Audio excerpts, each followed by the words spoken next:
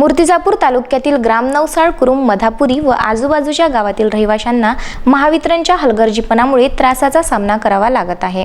तालुक्याच्या शेवटच्या टोकावर असलेल्या या गावातील विद्युत दुरुस्तीची कामे करण्यात दिरंगाई करून चालढकल केल्या जात असल्याने दिनांक 5 एप्रिलच्या मध्यरात्री मोहन रोकडे यांनी कार्यालयाला चक्क कुलूप ठोकल्याचा प्रकार घडला आहे।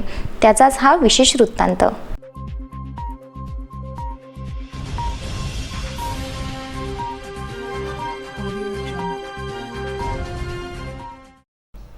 गावखेड्यात विद्युतची समस्या भेडसावत असल्याने लोकप्रतिनिधींनी शासन स्तरावर पाठपुरावा करून कुरुमला 33 केव्हीचे सबस्टेशन मंजूर करून निर्माण करण्यात आले।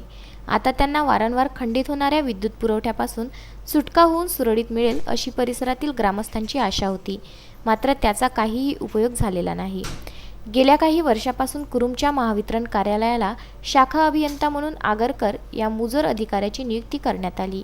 हे अभियंता कामावर रुजू झाल्यानंतर एकही दिवस कामावर हजर नसल्यानं महावितरणचे कर्मचारी सुद्धा दररोज कामाला दांडी मारतात। गेल्या 15 दिवसापासून अवकाळी पाऊस व सोबतीला सोसाट्याचा वादळ वारा या कारणाने परिसरातील विद्युतचे खांब पडणे, तारा लोंबकळणे हे बाब नित्याचीच झाली असल्याने वारंवार विद्युत पुरवठा खंडित होतो। दिनांक 4 एप्रिल रोजी सायंकाळच्या दरम्यान अवकाळी पावसाने वादळ वाऱ्यासह थैमान घातल्याने कुरुम, नवसाळ, मधापुरी व इतर गावांचा विद्युत पुरवठा खंडित झाला।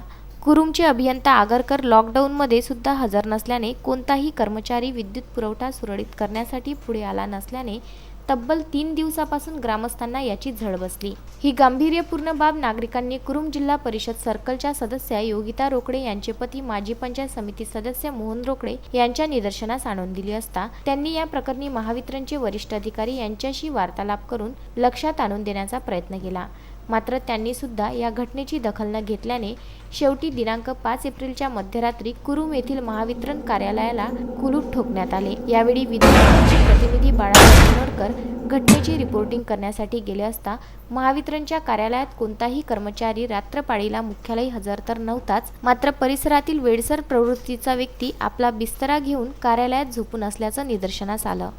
म्हणजेच संचारबंदीच्या काळात अत्यावश्यक सेवेत मोडणाऱ्या महावितरण कंपनीचा भोंगळ कारभार आज रोजी चव्हाट्यावर आला असून लोकप्रतिनिधीसह वरिष्ठ अधिकाऱ्यांनी या प्रकरणी लक्ष घालून मेटाकुटीस आलेल्या या परिसरातील जनतेला न्याय मिळवून द्यावा अशी रास्त मागणी यावेळी करण्यात आली आहे। बाळासाहेब गणोरकर, विदर्भ न्यूज, मूर्तिजापूर।